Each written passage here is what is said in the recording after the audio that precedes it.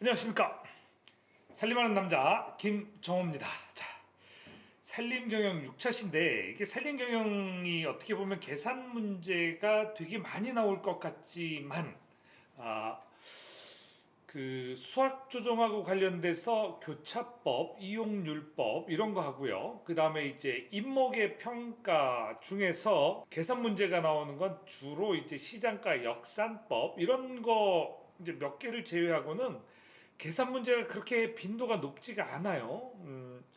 그러니까 어렵게 접근하시면 계산 문제가 너무 많은 것 같아 이렇게 생각하실 수 있겠지만 생각보다 출제 빈도는 그렇게 높지 않으니까 부담 갖지 말고 이제 수업을 들으시면 될 것 같고 공부하실 때도 그런 계산 문제에 너무 많은 이제 신경을 쓰지 마십시오. 나 계산 잘 못하는데 이렇게 생각하실 수 있어요. 산림 경영이라고 하는 거, 이제 매니지먼트라고 하는 거, 뭐 또는 이제 어드미니스트레이션이라고 하는 거는 여기 보시면 계획하고 어떤 일을 이제 계획하고 실행한 다음에 실행한 결과 이거를 거꾸로 이 계획에 다시 반영하는 이게 무한 반복되는 거죠. 물론 뭐 보통은 이제 1년 단위 이제 회계년을 이제 기준으로 해서 1년 단위로 이렇게 이제 분석을 하게 되고요. 이 산림 경영 계산을 한다는 거는 우리가 기본적으로 장부를 기준으로 합니다. 근데 그 장부가 뭐냐면 제조원가 명세서, 손익계산서, 대차대조표 같은 그 장부를 그 기초로 해서 하고요. 그런 어떤 그 장부를 가지고 우리가 분석을 할 때는 크게 두 가지로 나눕니다. 그 첫 번째가 재무회계, 내적으로 우리가 이제 그 돈의 흐름하고 관련된 이쪽. 그 다음에 이제 관리회계, 그런 돈의 흐름이 이 회사의 관리나 이제 경영 상태 분석이나 그 이후에 나아갈 방향들을 어떻게 결정할 것이냐 이제 그런 것들을 이제 결정할 수 있는 체계가 되는 거죠. 그 우리가 경영 계산을 한다는 거는 주로 어떻게 보면 재무회계 이런 그 외부에 보고할 목적으로 하는 것보다 내부적으로 내가 어떻게 관리할 거냐. 우리가 뭐 60억 이상이면 외부 감사, 그러니까 회계법인에서 외부 감사를 받아야 되죠. 근데 그런 부분들을 사실 웬만한 이제 살림 이제 임업 경영을 좀 크게 하는 법인이라면 다 이렇게 대상은 되겠지만 거기까지는 보지 않고 이렇게 원가 우리 제조 원가를 어떻게 통제할 거냐 하는 부분 제가 이제 관리 회계라고 써놨지만 거의 원가 회계 수준 원가 회계는 관리 회계에 포함된 것이라고 보시면 거의 이제 틀린 개념은 아닐 거예요. 그래서 관리 회계는 이제 업적 평가, 원가 통제 이런 것들을 목적으로 하고 있습니다. 그래서 그냥 여기 이 부분은 개념상으로 어려우니까 그냥 쭉 읽어보세요.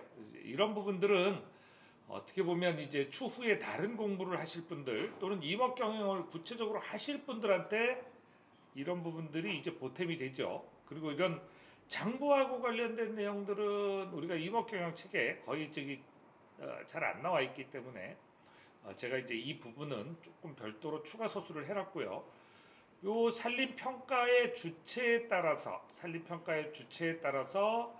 이제 어떤 성격을 띨 것인가 이 장부를 기재하고 이제 이런 거에 따라서 그래서 이 관리회계는 목적에 따라 달리하거든요. 관리회계는 그래서 이제 거기에 대한 내용이고 공무원 시험 보시는 분들은 여기에 대해서 꼼꼼하게 보셔야 될 것 같아요. 이 수업의 대상이 주로 산림기사 또는 산림산업기사 또는 산림기술사를 보실 분들을 위해서 하는데 이제 산림기술사 시험엔 이런 부분이 거의 안 나옵니다. 이제 이 부분은 이제 그 이쪽보다는 임업직 공무원들 이제 그분들을 위해서 이렇게 돼 있고요. 제가 서술을 해놨고요.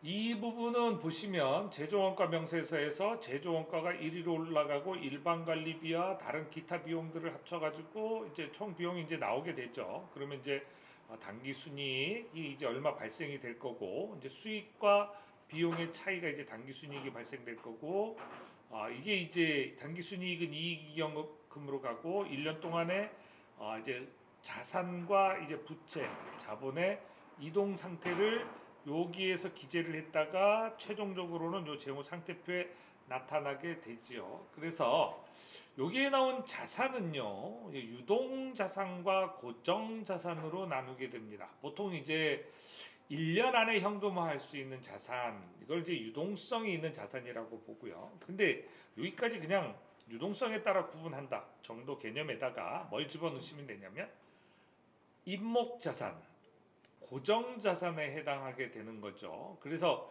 여기에 보시면 이 고정 자산에 해당하는 게 임목 자산. 자, 임목 자산이라고 해서 묘목이나 이런 것들이 포함되진 않아요.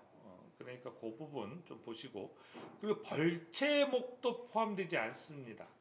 그래서 유동 자산은 고정 자산에는 임목 자산이 포함되지만 이 유동 자산에는 벌채목과 묘목 같은 똑같은 우리가 이제 수표 가꾸기 위한 대상이지만 우리가 같다고 볼 수 있겠지만 이 회계 개념상으로는 완전히 다른 부분을 얘기하고 있습니다.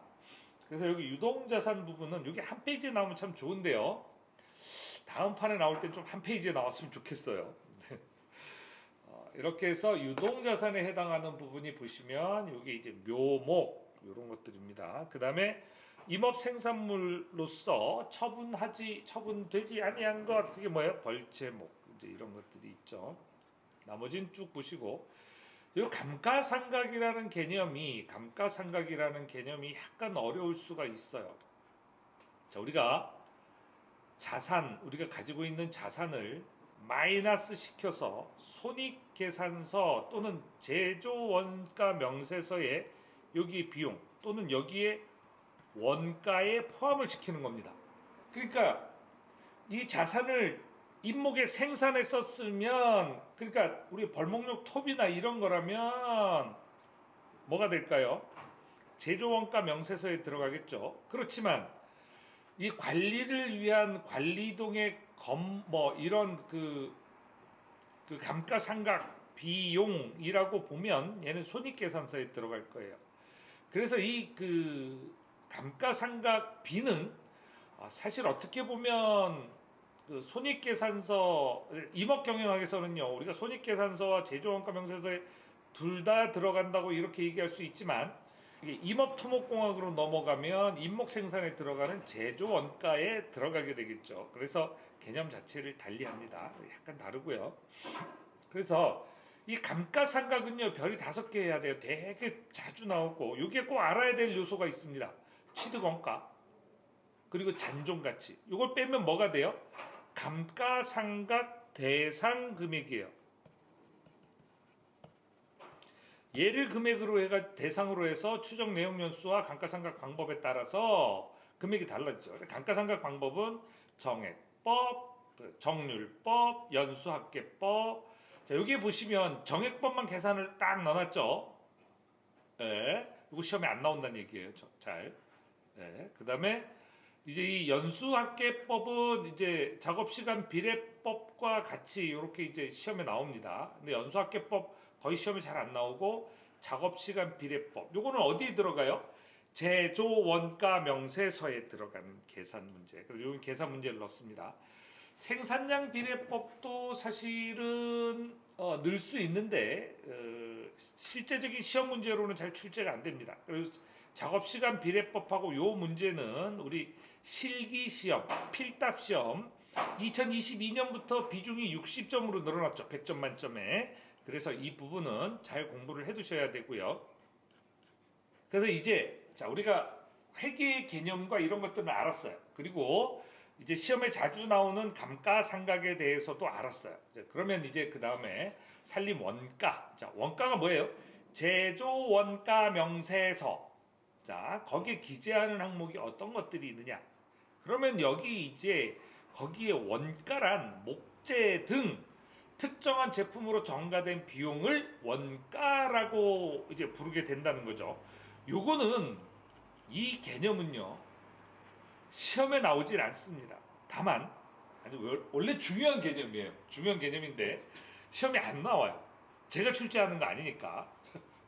근데 수험생 여러분들은 이 개념을 알고 계시면 나머지 책들, 나머지 다른 내용들을 이해하시기가 좋아요. 그래서 이런 것들이 다 요 목재라는 제품으로 들어간 원재료, 노동력, 생산 설비 금액이 다 여기 목재라는 제품으로 들어가죠. 요 부분이 요거 다 이렇게 딱 들어가면 요게 뭐냐면 이 세 개가 제조 원가 명세서가 되는 거죠. 그 나머지 부분은 쭉 읽어보시고 고정 원가와 변동 원가는 나중에 우리가 CVP 분석, 코스트 볼륨 프라핏 분석이라고 해서 손익계산서 분석에서 우리 손익계산서 분석이라고 손익분기점 분석이라고 부르는 그 부분에서 꼭 필요한 개념이어서 알아두시면 좋고, 여기까지 개념은 더 충분히 뭐다 하실 필요는 없어요. 공무원 시험 공부하시는 분들은 아셔야 됩니다.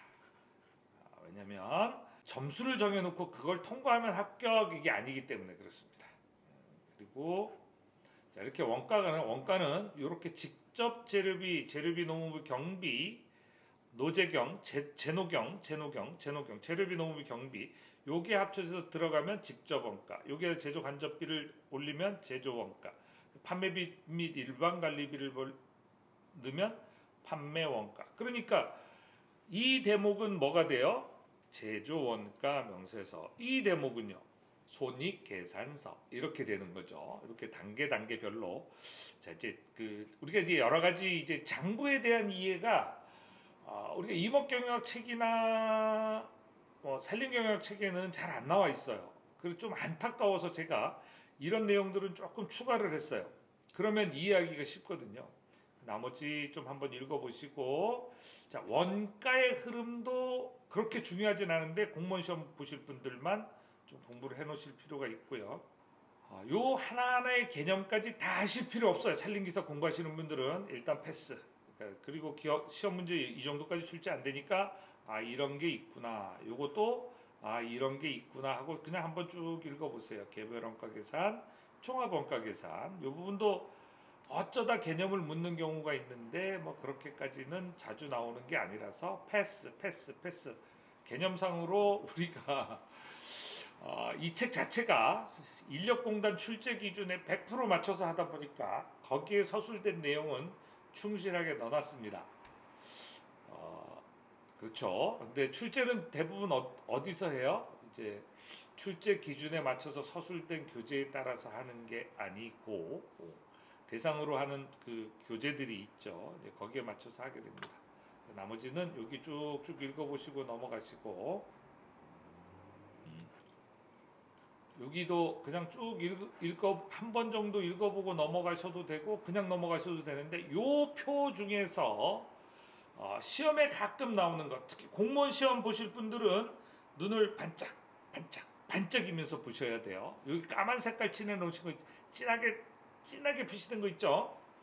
요 개념, 기회원가, 한계원가, 증분원가의 개념을 잘 알아놓으시고, 가끔 기사 시험에도 이제 매몰 원가 정도는 시험에 나와요. 근데 어쨌든 의사결정하는 데는 요 내용들이 포함이 돼야 되지만 매몰 원가는 의사결정에 포함하면 안 되는 내용입니다. 그냥 여기는 그냥 쭉 읽으면서 지나가셔요. 쭉 여기도 산림 경영의 분석, 이제 중요한 내용이 나왔죠. 이제 경영 분석을 해야 돼요. 여기까지 앞에 있는 내용은, 요거 전 단계의 내용은, 요거 앞장의 내용은, 섹션 3의 내용은 우리가 산업인력공단 출제 기준에 있기 때문에 제가 상세하게 성수를 해놨고, 또 그 인력공단 출제 기준에 그거 나온 이유가 뭐냐면, 여태껏 그 임업경영이나 산림경영 체계에 이 부분이 충분히 서술이 안 되어 있기 때문에 그런 거예요. 그죠? 그렇다고 해서 시험에 자주 출제되는 건 아니니까, 뭐 제가 일단은 지금 아주 상세한 책으로 2개 이렇게 상하권으로 이제 한 권을 묶었어요. 다음에 기회가 되면 요약본으로 짧게 가는 책들을, 교재를 계획해 보겠습니다. 그때 가면 더 선택의 폭이 넓어지겠죠. 수험생들은 일단은 이 상태로 갈 수밖에 없습니다. 그래서 유동자산의 비율, 고정자산의 비율 이런 거 알아두면 유용한데 회사 경영상으로는, 시험상으로는 안 나옵니다. 자, 요 문장, 임목자산의 구성부터 해서 양적 지표와 질적 지표는 공무원 시험 보실 분들 필수 암기 또는 필수 이해 내용이에요. 자, 질적 지표 인공림이 많으면 산림 경영이 잘 되고 있다. 왜요? 천연림 위주의 숲이 아니라 자연적으로 손대서 그냥 채취 임업이 아니라 육성 임업으로 나가고 있다는 거죠. 특히 이 중에서도 골라보라면 두 번째 문장은 반드시 인공림이 높으면 질이 높다. 임업 경영에 이렇게 판단할 수 있다는 거죠. 자, 임목 자산 장비율. 자, 요 대목. 자, 별이 3개. 그래서 이 경영 자산 전체분의 임목 자산의 비율. 그리고 임목 자산 증감률 이런 것들이 있는데 시험에 가끔 나옵니다. 가끔 나오는데 뭐 그렇게까지 중요한 내용은 아니라고 보여져요. 그다음에 이제 여기 임업소득에서 임업소득, 임업순수익과 임업조수익. 임업순수익은 가족 임금을 빼야 된다. 가족들 요즘에 이제 가족 경영 안 하지만 예전에는 했죠. 그러다 보니까 가족 임금 견적액을 빼야 된다. 실제로 지금 하는 게 좋죠. 예. 아들, 딸도 그냥 일 시키면 안 돼요. 예. 학교 시켜주고 키워주고 이러니까 그냥 줘야 된다고요? 저는 반대예요. 저희 어머니가 장사를 하시고 우리 아버지가 가끔 이제 직장 다니면서 일을 도와주시고 하셨는데 어머니 일을 저까지 동원해서 저는 어렸을 때 일을 좀 많이 했습니다. 근데 그게 좀 불만이었는데 좀 철이 없은 거죠. 근데 이제 철 들고 나니까 그때는 어려워서 그러셨구나 이제 이해를 할 수 있습니다. 그렇지만 그 생각은 바뀌지 않았습니다. 아들한테도 일 시킬 때는 돈을 줍니다. 저는. 주요 임업소득의 계산식, 요 계산 문제로 익히세요. 계산 문제로 나오는 거에서 익히시면 좋을 것 같고, 임업소득률, 조수익은 전체 수입이죠. 조수입은 전체 토탈 수입이에요. 순수익은 이제 여기 임업 조수익에서 가족임금 견적액을 뺀다 이렇게 봐도 되겠는데, 그죠? 여러 가지 단어로 알아놓으셔야 돼요. 그리고 자, 육림비는 임목 생산에 들어가는 비용. 근데 이거를 원리금, 원금과 이자의 합계, 그러니까 시간 개념에 이제 포함됐다는 거죠. 돈의 시간 개념을 포함시켰다는 얘기고. 그래서 육림비를 구성하는 거는 요거는 시험에 가끔 나와요. 다음 중 육림비를 구성하는 요소가 아닌 것은 노동비 뭐 이런 것들이 제시가 되고 그 중에 아닌 것이 하나 얼토당토 아는 것이 가끔 나옵니다. 그래서 농우비, 재료비 이것만 있고 경비가 없네요. 기기 경비 이런 거 들어가야 되는데. 자, 이거 뭐 제가 서술한 교과서가 아니고 임업 경영학이나 산림 경영학에서 나온 그 내용들을 이제 포함해서 그랬기 때문에 이제 이런 부분이 빠졌습니다. 그렇다고 하더라도 여기 그 경비 빠졌죠. 경비. 예. 그래서 그런 부분은 좀 보세요. 그다음에 육림비 분석하는 방법. 손익분기점 분석. 감가상각도 계산 문제로 많이 나오고 제가 계산 문제로 나온다고 언급한 게 일단 감가상각비 또 그 앞에 그 카메랄 탁세법 그러니까 교차법 그다음에 그 이용률법 또 이런 것들이 나오고 그다음에 이제 시장가 역산법 민목의 평가에서 이런 것들이 주로 계산 문제로 나와요. 그 외에는 계산 문제로 나오면 복잡하니까 이제 뭐뭐뭐 하세요 이런 걸로 나오는데 손익분기점 분석은 계산 문제로 나오는 게 아니라 이거 계산 문제로 나오면 곤란해지죠. 손익분기점 분석을 왜 하는지 그럼 이제 수익과 비용을 분석하는 건데 그래서 수익과 비용의 차이가 돈을 벌었으면 이기고 돈을 까먹었으면 손이죠. 그래서 요 개념으로 이해하시면 됩니다. 손익계산서는 수익, 비용, 단기순이익. 자, 수익과 비용 분석하는 건데 얘를 단순하게 분석하는 거죠. 그러니까 손익계산서의 기능 시험에 거의 나올 일 없고요. 자, 벌기의 손익계산 방법. 요거는 공무원 임업직 공무원 시험 공부하실 분들 이렇게 보시고 나머지는 그냥 쭉 넘어가세요. 자본순이익, 자본이익률 뭐 이런 것까지 시험에 잘 안 나오니까 기사 시험. 근데 교과서는요 상세할 수밖에 없어요. 왜냐하면 우리가 산림기사 시험이 전체 대학 4학년 과정을 압축해서 보여주는 거죠. 예, 그래서 뭐 임업경영학 책 사실 대학 교재 한번 봐야 되는데 그 내용에서 이렇게 추려가지고 그 중에서 또 다시 또 시험에 자주 나오는 것들이 있단 말이죠. 그러다 보니까 이제 시험에 안 나오는 내용이 상당히 많습니다. 그러니까 너무 어렵게 생각하실 거 없어요. 자본이익률 요 비율로 계산하고 자본회전율 요거는 이제 경영 분석에서 잘 알아놓으시면 되고, 이 토지 순수익은요 뭐 별 하나 그냥 저기 공무원 시험 공부하시는 분들만 아세요.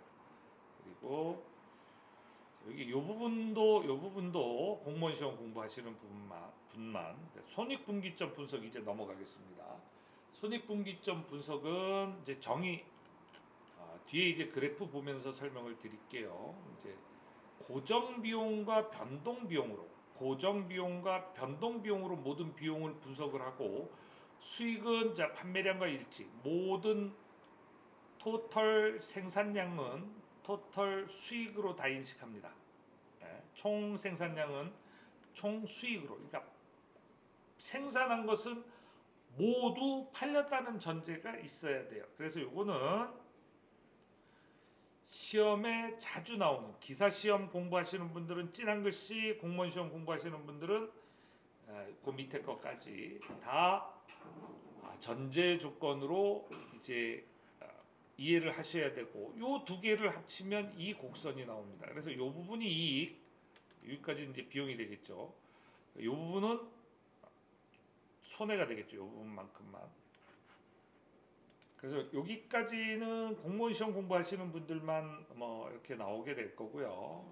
주로 기사 시험에는 요 정도 문제면 조금 난이도가 어려운 문제라고 보시면 돼요. 계산 문제 안 나오고 시험에는 뭐가 나와요? 전제 조건. 네. 손익분기점 분석의 가정, 전제 조건. 만약에 뭐뭐 하다면, 그 if죠, 그죠? 그리고 그거 조건을 만족한다면, 그러니까 전제 조건이 되는 거죠. 그리고 여기까지는 솔직히요 공무원 시험에도 잘 안 나와요. 공무원 시험에 잘 안 나오고, 여기까지 정도 되면 이제 그 5급 행정직 이제 고시 문제 정도에서 출제가 될 거라고 보여집니다. 자, 나머지 개념은 한번 읽어보시고, 투자의 개념 여기도 그냥 쭉 그냥 읽으면서 지나가세요. 쭉. 이런 내용이구나. 자, 근데요, 두 번 읽지 마세요. 한 번만 읽으세요. 한 번만 읽으세요. 투자효율을 측정을 하는 거는, 효율을 측정하는 것은 회수기간법부터 이제 여러 가지가 있는데, 이제 현재 가치를 계산한 것을 이제 현재까지 이제 할인율, 이자율 같은 개념이에요. 요거 이제 계산해서 하는 거니까 요거 시간같이 반영을 한 겁니다. 내부 투자 수익률법이란 현금 유입의 현재가, 현금 유출의 현재가를 갖게 하는 이자율, 요게 들어갔다면 뭐라고 부른다고요? 그 이자율을 내부 투자 수익률이다. Internal Rate Return 또는 Internal Return Rate, 뭐 각각 책마다 약간 틀리게 돼 있어요. 근데 이 개념이 지금 이해하시긴 조금 어려우니까 그냥 유입의 현재가와 유출의 현재가를, 현금 유입과 유출의 현재가를 갖게 하는 이자율, 할인율을 내부 투자 수익률이라고 한다. 이렇게 해서 보셔도 되고요. 사실은 이제 이 개념은 여기서 나오는 개념은 아닌데 일단은 그렇습니다. 이제 여기까지만 그냥 외우고 지나가세요. 제가 이거 이해시켜 드리려고 하면 디테일한 수업에서 근데 시험에 안 나오니까 그렇게까지 하실 필요 없어요. 임업투자의 경제성 분석 방법에 보면 화폐 시간적 가치를 고려하느냐 고려하지 않느냐, 여기 수익비용 비법과 수익비용 율법이 있죠, 그죠? 여기는 그냥 BC율 비율만 따지고, 여기는 현재가와 BC 레이셔가 가장 큰 사업을 선택한다. 그래서 약간 다르죠, 그죠? 말이. 그래서 얘는 수익 비용률법은 시간 가치를 고려한다. 수익 비용법은 아니다. 근데 그냥 수익 비용 이렇게 나오면 그냥 고려한다고 판단하세요. 이게 거의 잘 안 나와요. 그러니까 그냥 고려한다고 판단하시는 게 좋습니다. 고려하지 않는 게 뭐야? 투자이익률법, 회수기간법. 그러면 뭐만 외워? 얘만 외우고 나머지는 다 시간 가치를 고려하는구나 하시면 되죠. 자, 공무원 시험 보실 분들 필수 암기. 암기보다는 필수 이해. 요건 이해해도 풀 수 있는 문제니까. 객관식이니까. 자, 살림 투자의 불확실성은, 자, 우리가 살림 투자를 하면 그게 나중에 이어질지 안 이어질지 알 수가 없죠. 그게 예측대로 이어지지 않죠. 그걸 이제 불확실성이라고 해요. 근데 그거 분석하려면 어떻게 할 거냐에 대한 내용인데, 이 감흥도라는 게 이거예요. 자, 밑에 그런 변수가 1이 변했을 때 거기에 그 종속 변수도 1이 변하면 감흥도는 1이죠. 근데 요거 그 원래 기여하는 우리가 대상으로 삼는 이 변수가 1이 변했는데 우리 거기에 따른 종속 변수가 0.5라면 감흥도는 0.5가 되는 거죠. 그럼 감흥도가 높은 거예요, 낮은 거예요? 1보다 낮은 거죠. 감흥도가 낮다는 얘기는 그 변수는 그렇게 영향을 많이 미치는 변수가 아니야 하는 거예요.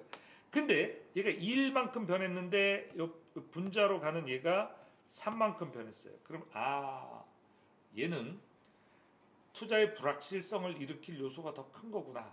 감흥도가 더 큰 거구나. 이렇게 판단을 하시면 될 것 같습니다.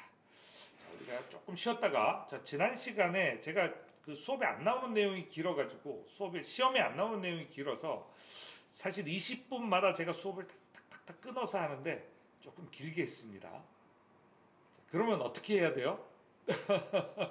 수업 들으시는 분은 30분, 이거 온라인 수업에 15분, 20분도 긴데 30분을 내가 이걸 다 들었다고?